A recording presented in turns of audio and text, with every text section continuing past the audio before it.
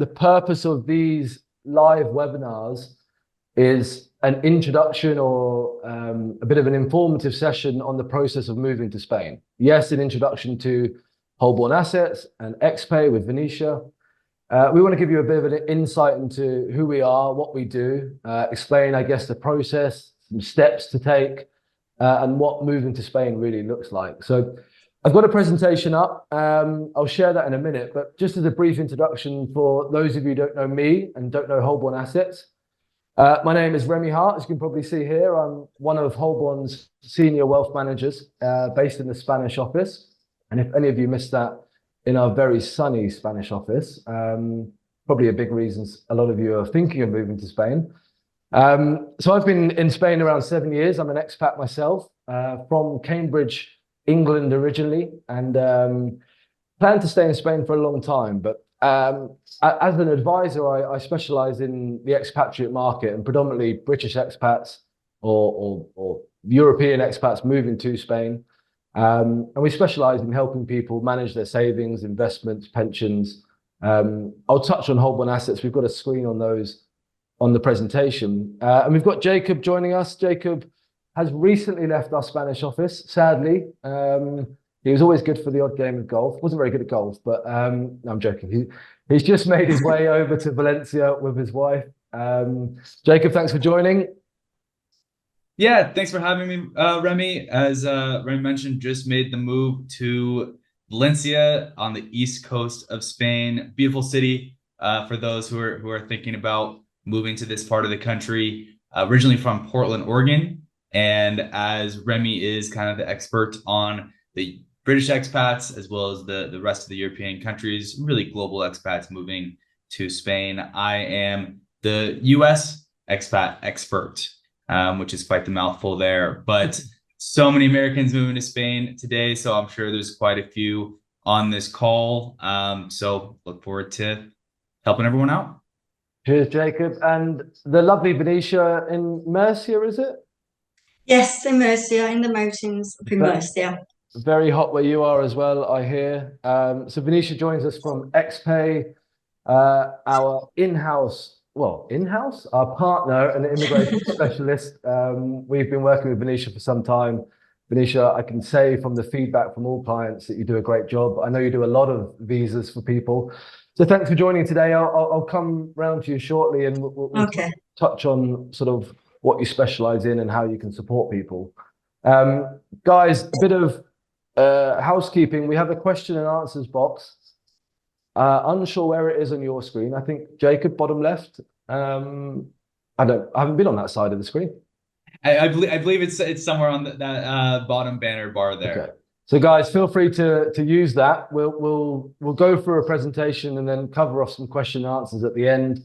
But use that chat box facility and answer any questions you've got for any of us regarding finance, taxes, immigration, and we'll try to cover those off as best we can. So without further ado, I will bring up my screen. I hope you can all see this clearly. Everyone, is it fine for you guys? Yeah. Lovely picture. Great. Where's that, Madrid? Okay, so just had a brief introduction to all three of us. Hate seeing the word senior there. I'm 36 years old. I think Jacob's a few years younger than me, but we've been in the industry a while, and we're very well versed in financial advice, and we hold senior roles within the company. Now, the company, there's a lot of reasons we work for Holborn Assets. There's quite a lot of financial advisory firms globally. Given the size of the company and the reputation it's got, it's hard not to work for such an organization. They've been around since '98. We have 18 international offices. We operate in 150 countries globally. We have around 4 billion of assets under management. And there's so many different areas to the company that we specialize in. As Jacob said, he predominantly specializes in the US connected clients. He heads up our European team for that. We have the saving side of things, which is looking at fixed interest, what's the best rates, what's the best terms. We have the investments, which is a wide range of wealth structuring vehicles, property investments, alternative investments. We have the pensions, retirement arm to the business, a visa, more golden visa arm to the business. It's quite a big point of discussion for certainly our US partners over there looking at a way into Europe. The Spanish golden visa has come to an end as of April, but there's certainly some good alternatives in that space. If you want to find out more, especially regarding Portugal or alternative options, feel free to hit me and Jacob up, and we'll give you a bit more information. So this slide is an enjoyable one for me. Why choose Spain? I don't need to put any words in your mouths there, I don't think. You know, I could ask Jacob and Venetia why they choose Spain, but I've certainly spent enough time with them to realize that we live outside. The food's great, the culture's great. Look, as far as where you're going to live, we get a lot of questions. What about Alicante? What about Costa del Sol? We're not real estate agents, any of us, and we have a good idea of the different regions in Spain. We can't help you too much there, but we can give you a bit of a breakdown. I'm in the Costa del Sol, Venetia's in Murcia, Jacob's in Valencia. We've got those parts covered for now. So Yes. moving swiftly on, if it allows me. So a few points to be mindful of, and this is again sort of a housekeeping point of view when the pre-planning stage of moving to Spain. I know a lot of people who have registered and are attending the webinar are in various stages to that process, whether you're purely a thought or a dream, or you're in the process, or you're already in Spain. There's a lot of considerations to take, especially from a tax perspective. Now, just to be very clear, the three hosts here today are not qualified tax advisors. We do very much have a good understanding of the tax and legal framework in Spain. Venetia and her team deal with a lot of tax reporting. And you know, myself and Jacob specialize in the wealth tax structuring and making sure vehicles and instruments are set up tax efficiently as a Spanish resident. But from a pre-planning tax perspective, it's things to be mindful of as far as when the tax year is. For example, compared to the UK, April to April, Spain's tax year is a calendar year. Now, this becomes important when we're liquidizing assets in our home country. So there's a couple of references to the UK and to the US. Look, I'm from the UK myself. I deal with a lot of British expats, but I deal with, as Jacob mentioned, expats globally moving to Spain and France. Those are my two main areas of specialty, but we'll touch on the UK and the US. But, you know, as I said, we can deal with anyone and everyone. Jacob has a pure focus on US clients. But the main points to consider are, if you're going to sell your property in your home residence, so let's take the UK, for example. It's quite an interesting time of the year at the moment because we're coming to that 183-day mark. If you're planning to move to Spain this year and sell your UK property this year, or US property, or Irish property, the advice generally would be to try and sell it during this calendar year. Most likely, you're going to become a Spanish tax resident in 2026, as it says at the top, January the 1st to December the 31st. The issue you'll have if you sell it in the following year, or if you spend 183 days in that same calendar year, the Spanish Hacienda will deem you a Spanish tax resident. You'll then be liable for capital gains on your home property, where you may be exempt for any capital gains. So similarly with, you know, pension, tax-free lump sums, or liquidating certain ISAs or US assets, for example, just be mindful of the timing of that, and you know, have a conversation with us. As I said, we're not tax advisors, but we deal with this on a day-to-day basis, and we're very well versed and experienced in client management of finances and timing of asset sales and transfers. And you know, the purpose of those calls will be to understand how your assets are structured, what assets you have in place, what your plans are, you know, and where we can fit in and where we can give that support and advice. So tax planning is more than essential. It touches on Modelo 720. Again, we work closely with a lot of cross-border qualified tax accountants who support our advice in a sense and will give you that clarity on ensuring your assets are set up and moved and transferred in the correct ways, if that's the case. Again, US and the UK may be slightly different. In a lot of the US assets, generally, the advice, again, without putting words in your mouth, Jacob, is to leave things as they are. So we'll touch on visas. Now, Venetia's main area of specialty, I think she did about 200,000, no, I'm joking, around 1,000 last year. How much are we on this year? Venetia, do you keep count? It's been quiet a bit this year, but so far we've probably got through about 400 or 500. Still ongoing. Yeah, it's been slow, but then now it's coming to June and people are thinking about, as you just touched on, the tax residency and missing out on the capital gains tax. So we do expect a few more coming through now. You've just had tax reporting season as well. So yes. Venetia, if you want to give us a bit of an idea of what a non-lucrative visa is, and I guess, you know, put it from a client perspective, how they can go around that process with you and what the sort of next steps would be to begin that conversation. Yeah, of course. What it is, it's for usually for people who can come to Spain and not work. It is a non-working visa. We do have couples coming with family too, and then they will probably change over to a working visa in the second year or so. But usually it's for people who want to come and have a retirement to Spain and chill out and just relax. So it's 28. Sorry.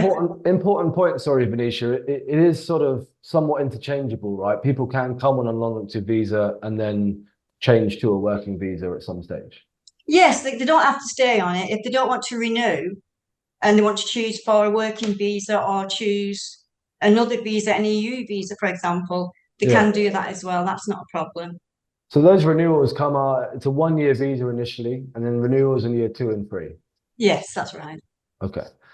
So you were touching on the requirements. There's various. Yeah, the requirements for the first person is 28,800 per year.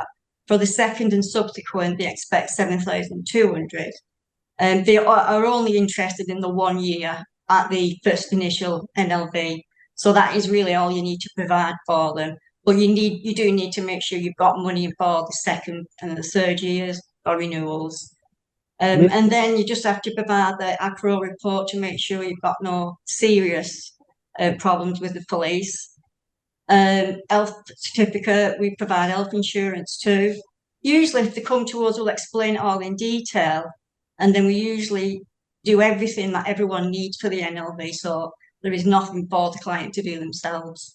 I get a lot of feedback saying you've held their hand through the complete journey and made life. Yeah, from start to finish. It can be a minefield, the whole process. So that proof of income or savings is what's sufficient to get the visa. And so what initially is the first step? Obviously have a conversation with you, understand individual requirements. Yeah, I mean, after this session, if they want to send me an email or message me, I'm happy to send on the details with our cost. And then they can come back to me with any further questions and we can have a discuss through Messenger or have a chat, a phone call, anything what the client wants. We're happy to do that. Okay.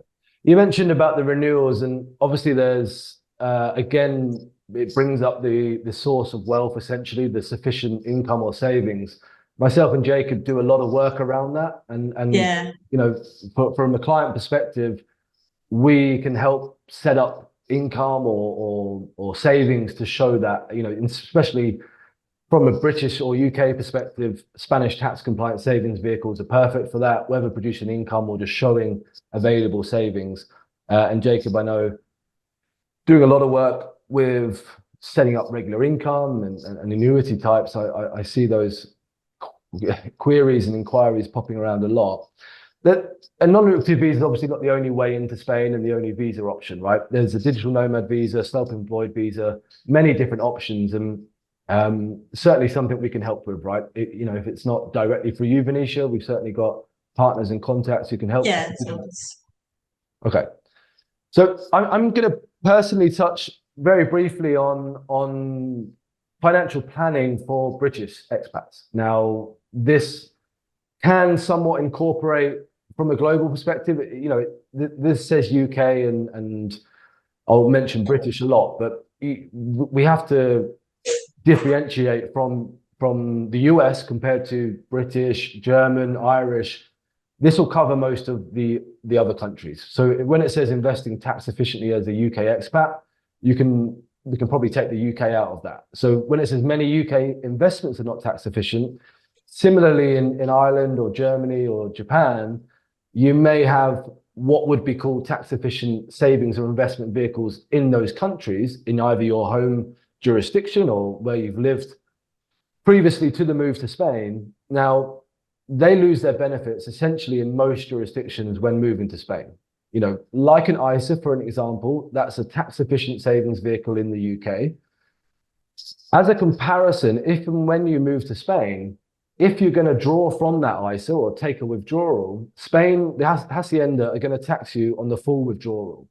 So all we're looking for as financial advisors is alternative vehicles that are tax efficient in Spain. We're not saying transfer all of your money over to Spain. We don't hold assets in Spain. We prefer safe, secure jurisdictions like Ireland, Luxembourg, the Channel Islands. And there's various different Spanish tax compliant savings vehicles. I've touched on a few here, but the best way around it obviously is a case-by-case, scenario or situation that we understand your needs, your objectives, your income requirements, look at what existing assets you have in place. We'll formulate our advice based on what you want to achieve from an investment. Now, Holborn Assets is a completely independent company. We're a family-owned business, albeit quite a large one. That's important for you as potential clients. Now, again, we'd always recommend doing as much due diligence as you want on myself. Jacob, you've got a good criminal record. Venetia just joked around that.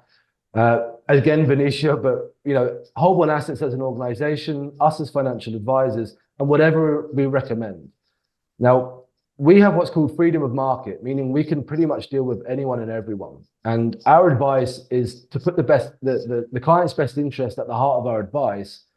And the advice has to be suitable. We have a very strict compliance process to give that advice. But when it comes to general savings or investment options, 90 times out of 100, a Spanish tax compliant savings vehicle for British, Irish, European, or global residents outside of the US is going to be best suited advice. Mainly because of the tax efficiency from drawing an income, the estate planning benefits when passing on money, the flexibility from a currency perspective, you see on the right-hand side. If you've got money in sterling, for example, it can be set up and structured in sterling, but monies can be taken in euros. You're going to be living in Spain.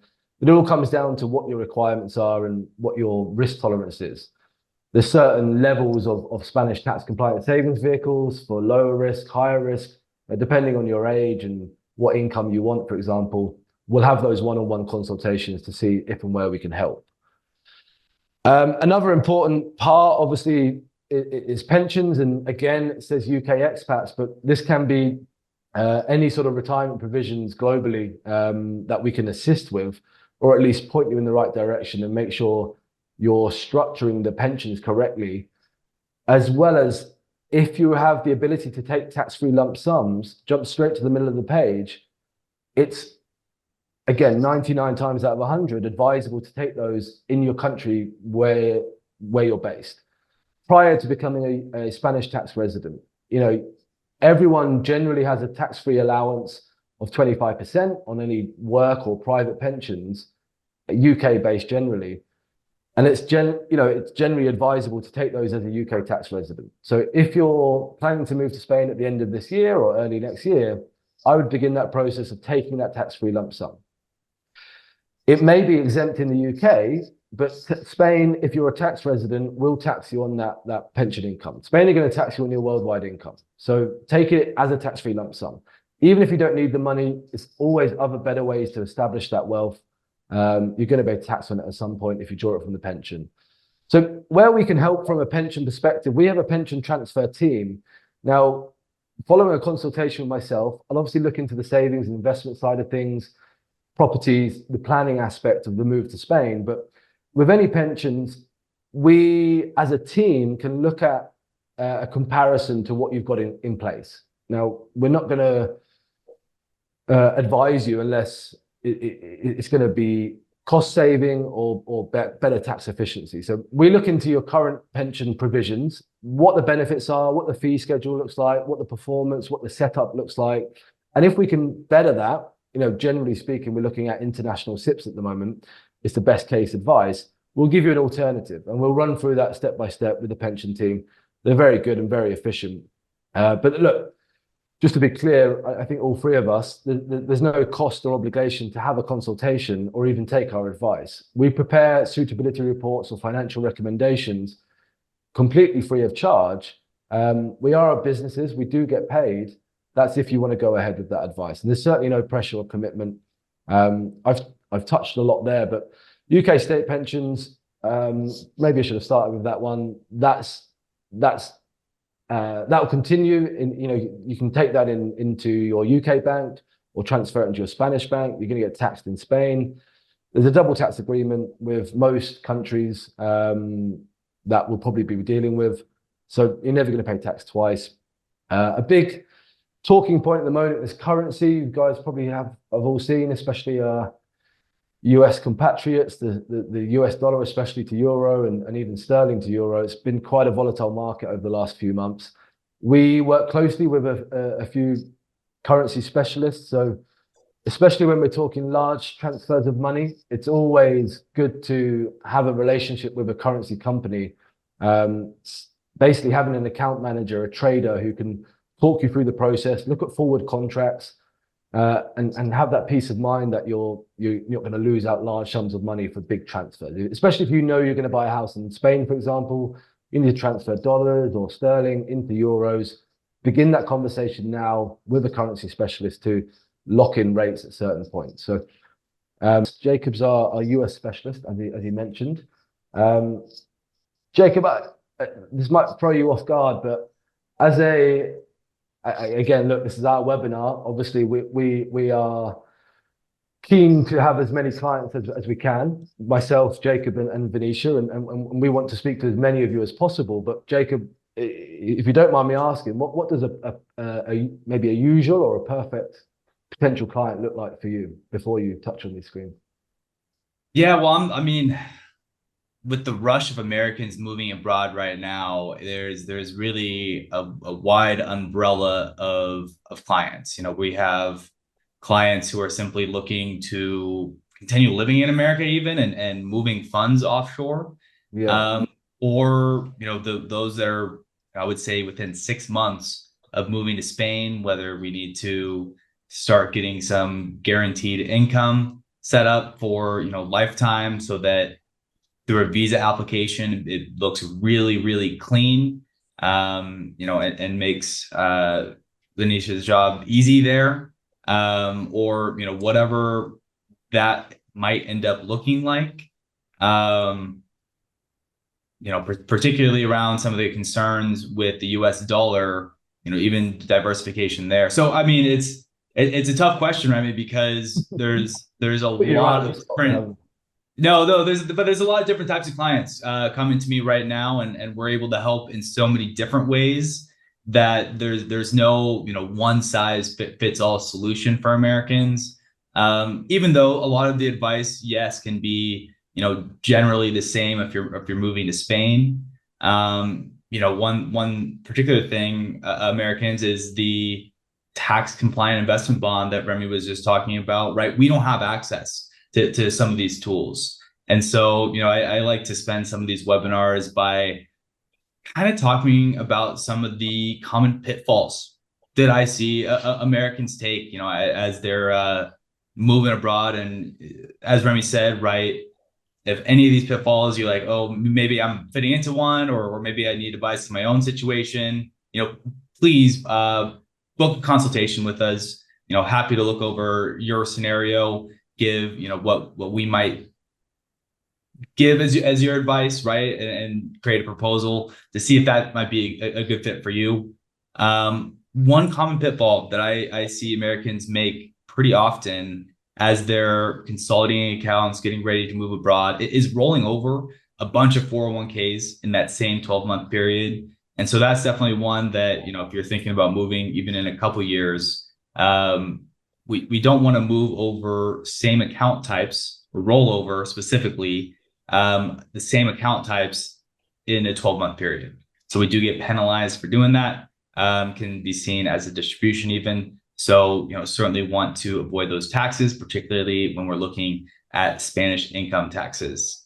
There's a lot of different strategies kind of around American retirement plans. So I actually do host a monthly webinar that does talk about some of the general strategies around there. As Remy mentioned, unfortunately, Spanish Golden Visa no longer an option. But I actually did see a question already in the box asking if you're able to apply for the Portuguese Golden Visa at the same time as applying for the Spanish non-lucrative visa. And I don't see any issue with that. Our team is one of the top teams in the world for that Portugal Golden Visa. So please feel free to reach out.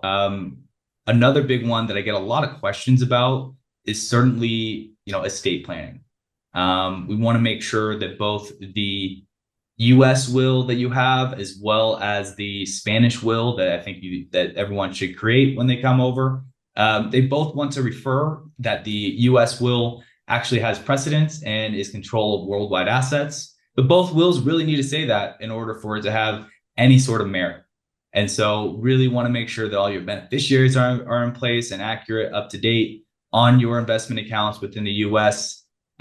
Trusts are also typically ignored by Spanish taxes and estate planning laws. So don't think that revocable trust or living trust that you have in the US will really protect your assets, as you really would within the US. As Remy mentioned, right, currency considerations right now, huge. The US dollar, I think, lost almost 5% this past week. If you're thinking about buying a house, we need to pick a right day and get that forward contract in place. I've had clients who went under contract back in February, and despite my, you need to do this, they're about to close here in a couple weeks, and they're starting to panic a little bit. The property that they really wanted is going to cost them almost another 25% in USD that they've been holding in US dollars the entire time, and they're just looking at their buying power shrinking and shrinking. Fortunately, right, they're still able to afford it, but no one wants to spend an extra 25% on their house, right? Particularly when they're all excited about the move, and then all of a sudden, they really have this option, and they have to spend 25% more. One other point that I really want to hammer in, right, is like what Remy was talking about, right, with the Spanish tax compliant investment bond. It is counted as a PFIC, or a passive foreign investment company. Think foreign ETF or mutual funds, right? And those are things that Americans really need to avoid. So there are different strategies and possibilities to move your assets offshore and invest in different currencies offshore, but we have to be extremely careful to avoid those. Not necessarily right for everyone, but if you do have any questions about it, again, please book a consultation. Our strategies start at 100,000 USD, euros, British pounds for the American side, I should say. I think Remy can go a little bit less on some of his strategies. So if you kind of meet that minimum and want to work with a cross-border financial professional, please reach out. Happy to help. Thank you, Jacob. Part-time financial advisor, part-time politician with that answer to my question. Well done. Good dodge. So I think the main point of what we're trying to sort of get at, these webinars are generally quite generic in information wise, and we hope that you sort of get some good information out of it, and it triggers some questions or queries that you have around the move. But it's very sort of specific individually. We want to have those individual conversations because everyone's different and everyone has different requirements and so on. So we urge you to reach out to us. I'm going to send an email after the webinar to everyone who's registered and attended with a link to myself and Jacob's diaries. So that'll be a direct link into our calendars. You can select the time and date whenever you like. And look, the purpose of that call will be to sort of speed up the introduction on who we are and what we do, but more go into a deep dive of a sort of fact-finding process to find out how your assets are structured, what your objectives are, what your plan is, what your situation looks like, and we'll prepare any advice off the back of that. Again, similarly, Venetia's happy to have conversations with anyone and everyone who's beginning that immigration process or needs some support, even on renewals. People already have them. Just reach out to Venetia. I'll be sharing her contact information as well. We'll move on to some question and answers. Venetia, any further comments on what we've touched on? No, you've covered everything. Yeah, I'm happy to have a chat with anyone if they want to get in contact with us, and we can discuss what their needs are further. You don't charge for a consultation, do you, Venetia? No, not at all. No, that's Okay. free consultation. No, very important point for us all. It's completely free off the bat. We're here to help, and if we can help and work together, we'll prepare any advice, or in Venetia's case, give you a breakdown of how she can help and the costs involved. Yeah.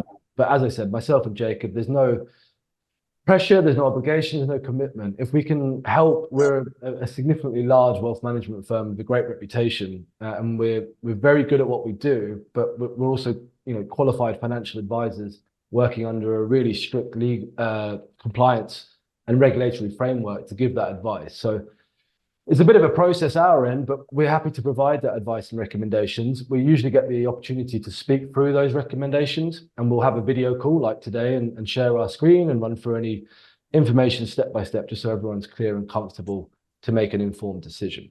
So question time. If you own single member LLC or Inc., is the income based on the entity, or does it require distributions to the sole owner? Jacob, any idea on this question? Looks a bit. Well, actually, I think that might be a visa question. So maybe Venetia would might be a better fit. Oh, it's an LLC is a business, isn't it? A US company, yeah. So is the income based on the entity, or does it require distributions to the sole owner? So I guess if that's relating to income provisions for the non-lucrative visa, then have you come across that before, Venetia, where someone's getting business income? No, that looks like it's a limited company, or as we would call a limited company. Yeah, similar. Yeah, exactly. So it might actually be for this particular. I don't understand the question. I'm sorry. No, I got it. It's probably going to be a better fit to actually be a digital nomad visa applicant there, because you're going to be essentially working, right, or owning an LLC, where that non-lucrative visa, they might look at that and say, well, obviously you're going to be working, while in Spain.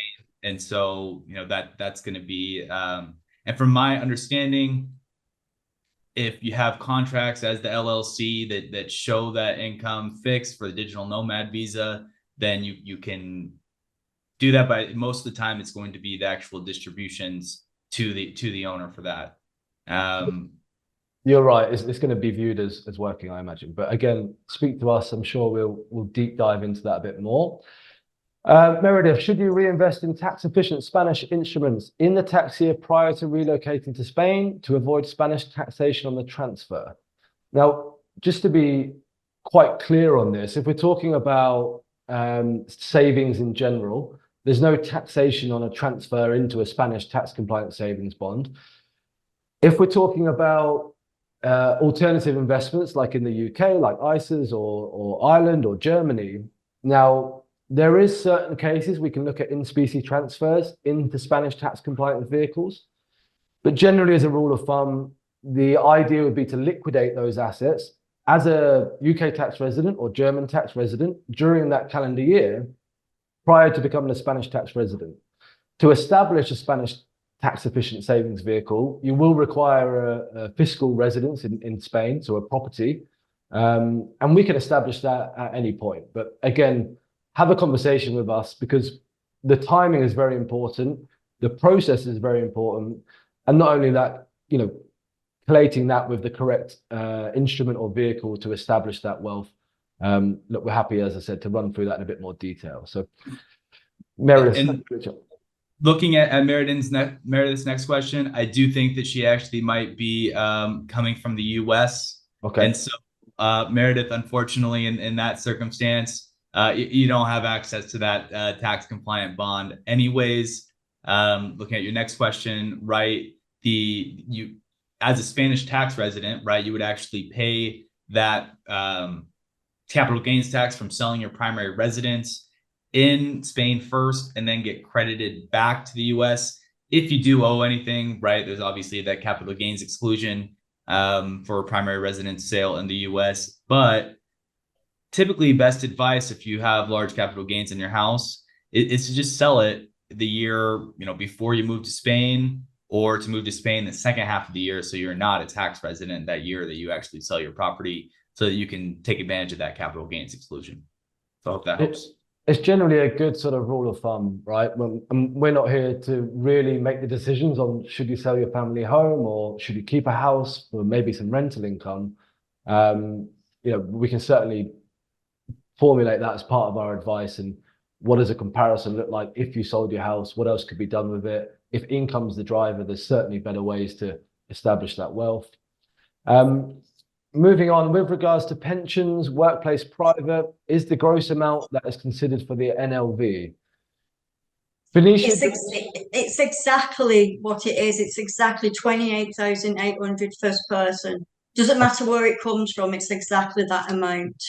So it's whatever income the client is receiving is what's sufficient for that income. So if you're receiving, and it will be transferred into euros for calculation purposes. So if you're receiving £25,000 net from a pension, that will be the amount that will help with that non-lucrative visa. Yeah, it will help towards it. Yeah, the immigration actually look at the exact amount, and that's what they expect to see. Doesn't matter where it comes from or how it's presented, as long as it's there for them. They're happy with that. Hi, I own a business LLC in New York, looking to manage it remotely. It's possible to utilize the digital nomad visa. How would the taxes work? Jacob, I think you touched on that already. Certainly, probably best suited for a digital nomad visa. I'd recommend probably initially having a chat with Jacob on a one-to-one basis. If you need support and requirements around establishing that visa, we certainly have enough contacts to help with that process. Sound about right, Jacob? Yeah, and it's really going to depend where your clients are and how long you've been managing that LLC, and there's a few other qualifications. Now, we're not necessarily digital nomad visa experts, but always can connect to a few. I know quite a few that specialize specifically in that teleworker visa. So happy to help. Okay. And can you use your own property that you rent out to be a friend as your primary US address, or would that be fraudulent? I think that comes under what you were saying, Jacob. If you own that property, it's a little bit of a gray area, but typically financial institutions are requesting your primary residence. And so if they can't knock on the door and find you there, I would leave that up to your own discretion. But again, you don't want to be in a scenario where they start shutting down your accounts. You can probably tell by the way we speak, gray areas aren't our friends, and we like to do things by the book, and safety and security is at the sort of forefront of all of our advice. So is there an analogous vehicle in Spain that mirrors a living construct in the US? No, there is not. Easy answer. Easy answer on that one. Yep. Meredith, I'd certainly recommend speaking with Jacob. I think he's got quite a few questions to go at, and he could certainly help. $100,000 is the minimum cost or the minimum asset threshold? You don't asset. $100,000 for your advice, do you, Jacob? Well, if you want to pay me $100,000 for my advice, I don't necessarily know if it's worth that, but no, that's the minimum asset threshold. Okay. So just on that, we're obviously a business. Venetia has a set fee for assisting with that visa process, but myself and Jacob, as I said, with no charge for a consultation, but we do get paid, and there's various ways we get paid, either directly from the client, where we take a small commission of initial advice fee and perhaps an ongoing fee, or we're remunerated directly from the institution in which we've recommended, and they pay us a fee, not you. So it all comes down to matching your requirements to a specific vehicle or instrument or transfer, or whatever we're looking at. to really look at that. But it's all detailed in our suitability reports and advice. Do you also provide service and have experience with Canadian clients? Certainly spoke to and have a couple of Canadian clients. Jacob, maybe more so than myself. I've had a few Canadian clients. Remy's actually lived in Canada, but no, it's going to be similar to the US side. Obviously, you have your, RSPs, TFSAs that aren't really worth anything once you move to Spain. But yeah, happy to have a conversation. Actually, Remy, that might be a better fit on your side, as Canadian clients can use the Spanish tax compliant investment bond. Yeah, I think I was going to say it's worth having a chat, because it's certainly worth considering a restructure of assets. Whereas, like Jacob's been saying, US assets, generally the advice is to keep it where it is, but Jacob can sort of look after and manage those portfolios. Whereas Canada, similarly, you have tax efficient vehicles in Canada. Spain's not going to view them as tax efficient, and there's better ways to establish that wealth. So all starts with an initial chat. Are the taxes, including wealth tax in Spain, based on individual or joint?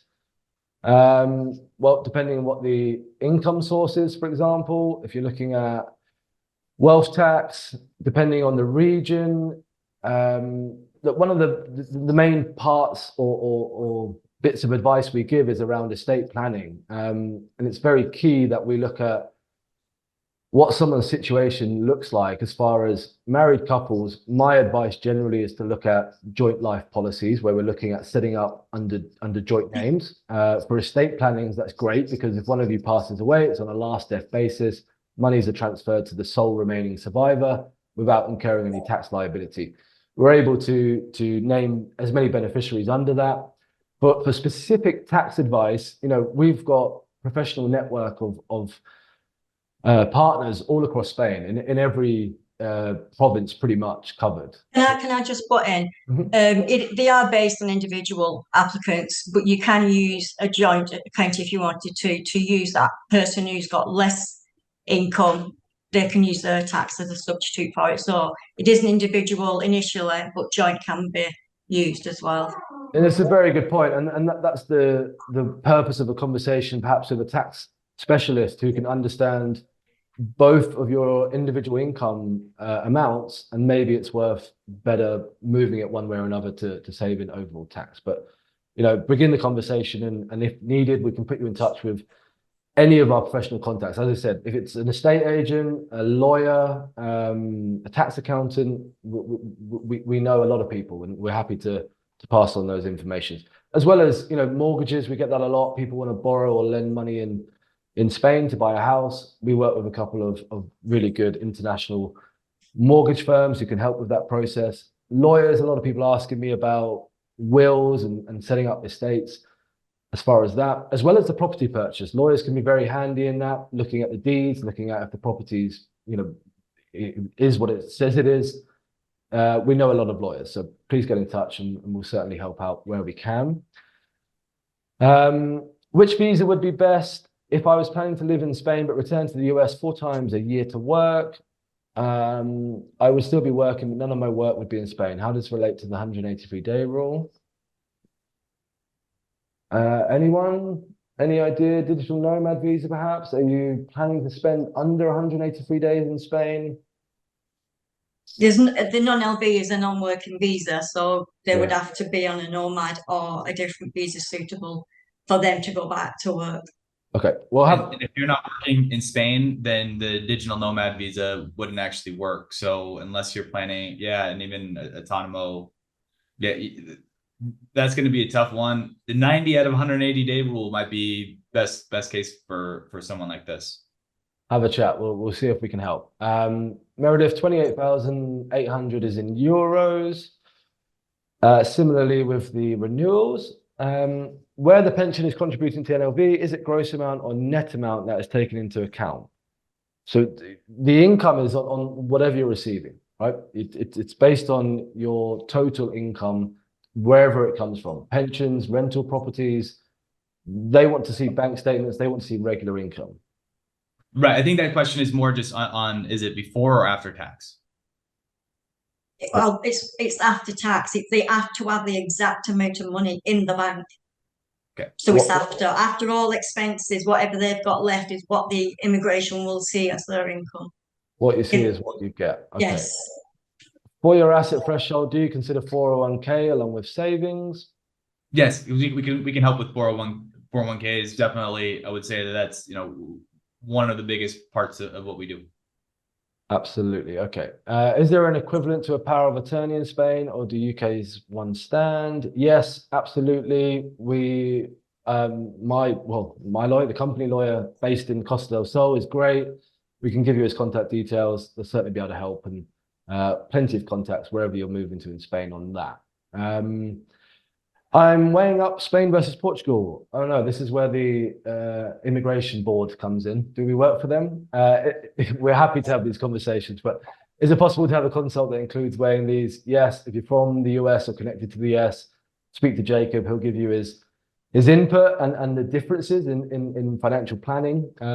Portugal may be an interesting conversation at the moment around the golden visa. Certainly some good options there around investment into the country.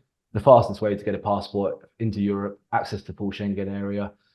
There's so many benefits to a Portuguese golden visa, and albeit we're on a Moving to Spain webinar, if you're considering Europe or the main goal is to move to Europe perhaps in a couple of years, a Portugal golden visa is certainly worth considering because it's just a fast track to citizenship and full access to you and your family into the EU. So certainly happy to have a conversation. I can't tell you if the Algarve or Costa del Sol is better, but I'll give you my opinion.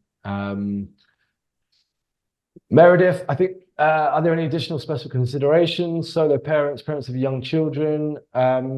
It's certainly worth a conversation with us, both financially and Venetia will be able to help there. And we'll share our links to our diaries after the call, and happy to have a one-on-one discussion.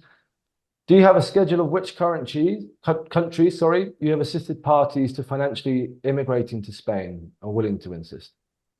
Jacob, we've got a list of 150 countries we can give. Say pretty much everyone that doesn't have a banking issue. We've helped everyone from all over the world to get NLVs. No issues with Russia in recent years, or Syria, or certain countries? No, just if I wanted to come to Spain from there, luckily. For me. Okay. Well, Rob, let us know where you are, and we'll have a chat and see if we can help. But financial planning, we're a global company. It doesn't matter where you're coming from. We're in Spain. We understand the Spanish tax and legal framework and the best suitable options and instruments for people, whether that's restructuring their assets or getting them set up in the best way possible. So, as I said, have an initial conversation. I'm going to send an email right away after this meeting. There's going to be a link to Jacob's diary, a link to my diary, Venetia's contact details.